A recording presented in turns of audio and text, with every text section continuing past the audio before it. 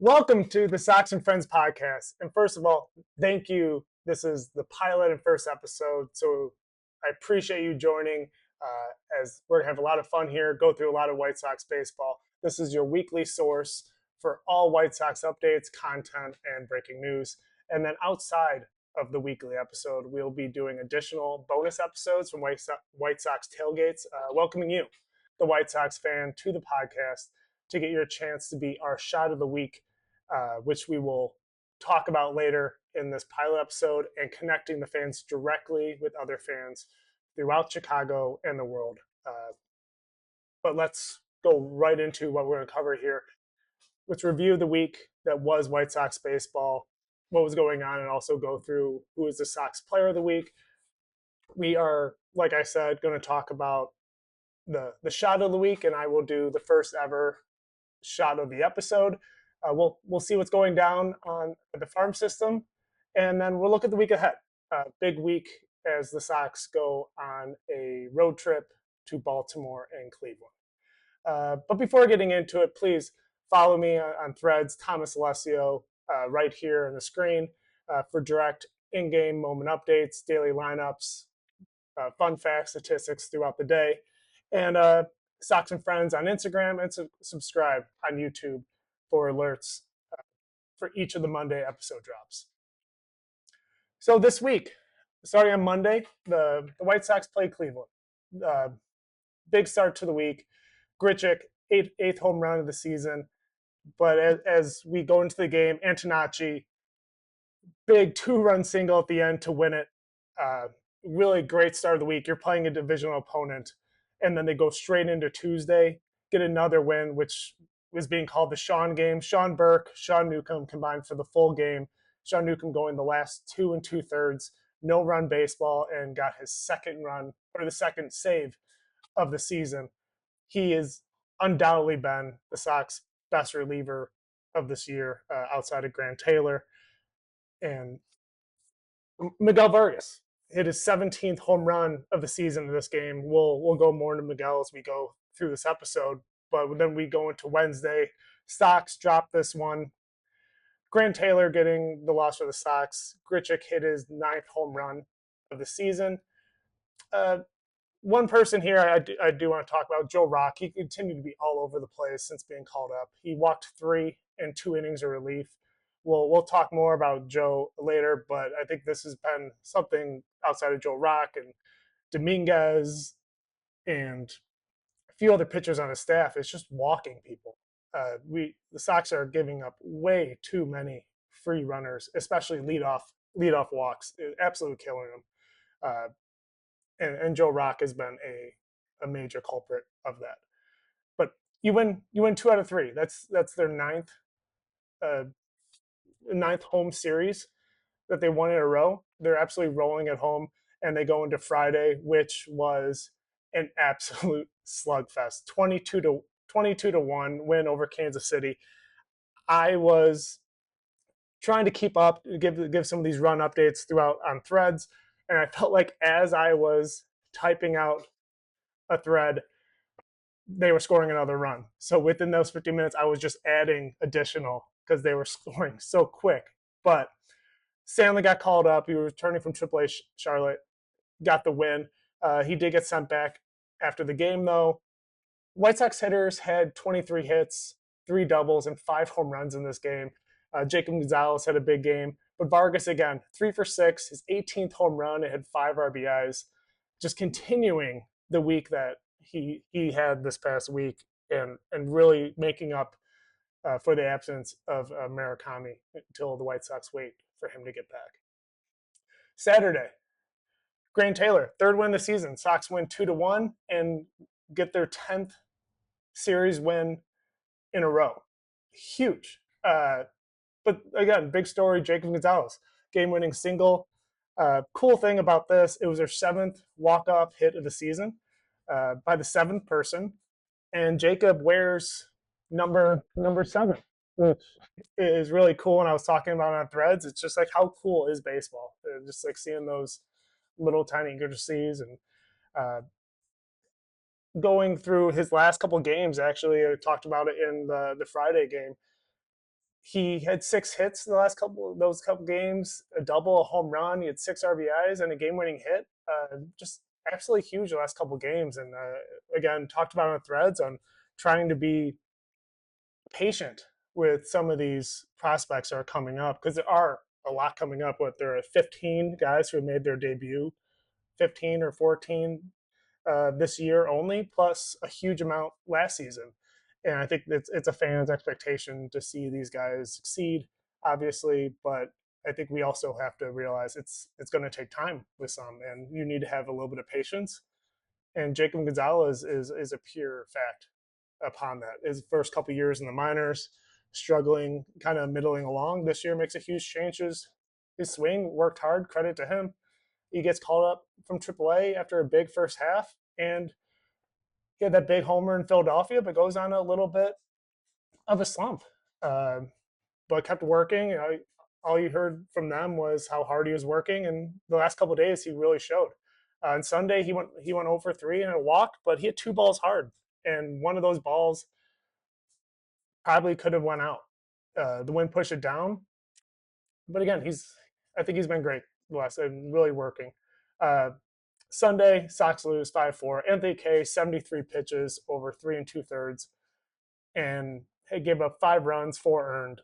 It just wasn't the start for Anthony Kay. 73 pitches in not even 4 innings is not it. You have to go deeper, especially with this bullpen, which on the back end has been good with a few guys, but there are ups and downs, and it's a long season. Starters need to continue going 5 and 6 innings at least. You can't burn out your bullpen every single week. But as this keeps on being said, the last couple games, Miguel Vargas, 2 for 2, a double, his 19th homer, and 2 walks. Just a huge week for Miguel Vargas. So they lose that one, but again, they win their 10th series in a row at home. Huge. Going into the standings, as you see, White Sox, they're finished the week. They're still tied with Cleveland at first. They are followed up by Minnesota, Detroit, and the Royals. Very good chance they go in the beginning of July, still in first place, and you're going to go face your divisional opponents at the end of this week. So we'll see where they're at going into Sunday, but a huge week for the Sox going ahead, and we'll dig into that a little bit later. Talked about in the last few games of this past week review. This is your sock of the week. No one else. Miguel Vargas. 10 hits this week, 3 home runs, 8 RBIs. He continues to play a great third base while filling out a few times a week at first. 2006, he's just been great this year. 252. It seems like that ticks up every single week just a little bit. Beginning of the year, he was in the 180, 190 range, starting off slow, and it's been 220s, 230s, it's up to 252, and 866 OPS, 19 home runs, and 52 RBIs. He's on pace for a 30 home run, 100 RBI, and 100-run season. Just absolutely great. Still more years of control, but Miguel Vargas, he's your sock of the week. And while we talk about the sock of the week, it does bring 2 players to mind. We talked about one previously we'll get into, but that is completely opposite, but one that is a former White Sox player, which I have been kind of had on my mind recently. And as we go into the shot of the week for tailgate episodes, the tailgater with the best comment or stance on the show gets a free shot. So I'll get us started. And as I said, former White Sox. This is an old one, but Luis Robert. It's been said multiple times. He had choice words about the Sox before opening day. A few months passed, but you know what? The first episode, shot of the week, this is what he said. I am sure that Thursday will be packed. With this something over the last few years in Chicago, I didn't get to experience that. It's going to be a new experience for me. Luis, you're part of the reason the Sox were bad. What are you talking about? It's going to be a new experience for you. You weren't part of the team that faced the Astros in the playoffs where the stadium was packed. You don't remember the game in Iowa with Tim Anderson had a walk-off home run. You don't remember all these great times with the White Sox. All you can remember is fans that showing up when you were all potential and couldn't stay healthy, couldn't run out ground balls, and numerous times play lazy baseball. Don't give me the this is a new experience for me. And this is something the last few years Chicago's you didn't get to experience. Lazy baseball. You are the epitosis of it, and you are the poster boy of that time in White Sox history. Also, where are you now? You're hitting 224, 2 home runs, and 8 RBIs, and you're back on the 68 DL. This is a story that White Sox fans know way too well. I mean, how many times did he play a full season with the White Sox? New start for you. I don't want to wish any player to get hurt, uh, but the fact that it happens every single season with you, you have no room to talk about any type of fans not cheering for you because White Sox fans were behind you from the start and wished you were healthy all the time. You know who I'd rather have on the White Sox right now than Luis Robert Jr.? Luis Angel Acuna. At least he's on the field and playing a role. You're watching from home. And I don't want anyone to get hurt. I hope you get healthy because when the Mets decline your 2027 option, and they will, trust me, they will decline it. You can sign a minor league deal with the Royals or the Rockies, and the Sox can beat you each time you come to Chicago. And I'll be there to boo you. And trust me, the whole stadium's going to boo you, especially after these comments.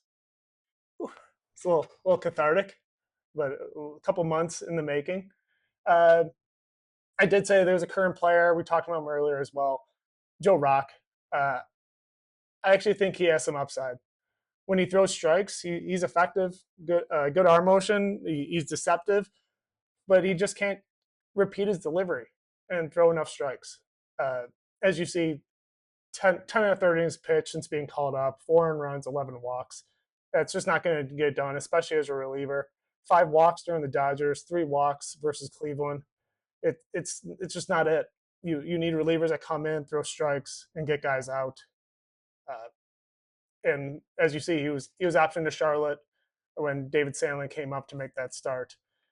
Hope he works through, makes his way back. But there were times I was wondering why the Sox kept on going to him or kept on giving him more roles in the bullpen where it was high leverage because of the walks issue. But as we talk about him going into Charlotte, we transition down the farm. Some guys that we could talk about have been doing some things that Sox fans may see in the future. These aren't names that are deep in the prospect list for this first episode. Caleb Bonham, Sox #1 prospect. He was promoted to Birmingham recently. This Sunday, 4 for 5 with a double and a home run Sunday. Huge game as he continues his way up through the minor leagues. Now, as I said, in Birmingham. Another guy here, Sox fans know him, Noah Schultz. Made his third rehab start. Is it his last one? We don't know yet. We'll talk about that in the week going forward. But he went 4 2/3, 2 runs and 7 strikeouts.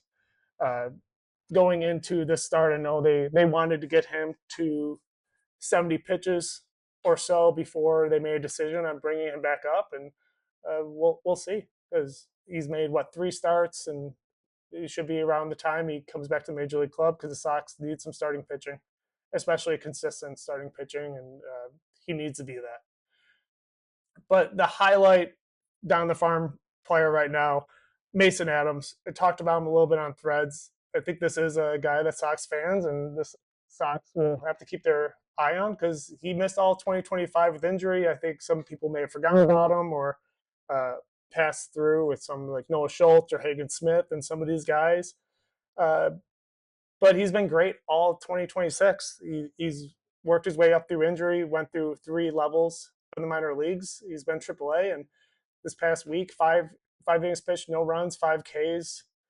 I talked about on Threads. This really needs to be a guy that you probably the Sox could see in next what month and a half making a start, and or maybe being part of the rotation in 2027. He's been huge, and I think he needs to be thought of by Sox fans as someone to keep your eye out for. So, week ahead, big week as I talked about previously. You're going to Baltimore. Sox got swept by Baltimore at home earlier this year. Uh, Talked about Noah Schultz a little bit earlier. July 1st is a game that would be regular rest in this Baltimore series. Uh, this is a game where no Sox pitcher is scheduled. This would be David Sandlin's game based on regular rest. This would also be regular rest for Noah Schultz. Uh, so look to see Noah Schultz possibly coming up for the third game of the series, but Sox need to be better on the road. They are 15-25 away in 2026. Young team, they really need to learn how to get the job done. If not a winning record on the road, they need to be close to 500. Take care of the job at home, close to 500 at home, and you're a winning ball club. And another thing that makes you a winning ball club is beating teams in your division. That's the most important. You have to beat teams in your division. And right after Baltimore, they go and they play Cleveland. Took 2 or 3 from them, obviously this week, but now they're away in Cleveland against the Guardians, and it's a 4-game set. Uh, I would love to say you need 3 and get some room between you and the Guardians, but if you split a 4-game series in Cleveland, it's not the worst thing in the world, especially with the Sox, what, being 15-25 away. Uh, you just have to do your job at home and at least play 500. So let's try to see if the Sox can take 2 at the 4-game set, go 4-3 on this week, and maybe get 5, go 5-2. That would be great. Uh, but as we talk about being division opponents this year, they're 16-10 against division opponents this year. Last year they're 18-34, so obviously doing much better in division and home. And as we as you see in one-run games, they've put money into the bullpen. Grant Taylor's been great. They got Sean Newcomb on a 1-year, $4.5 million deal. It's probably uh, one of the most beneficial deals of the offseason. And it's worked out. So going this week, Baltimore, Cleveland, big road series ahead. Uh, so we're coming to the end. I do just want to say thank you. These will come out every Monday. Uh, Follow me on Threads, Thomas Alessio, Sox and Friends on Instagram. Follow here on YouTube. Thank you very much. I appreciate you all, and I'll see you next week.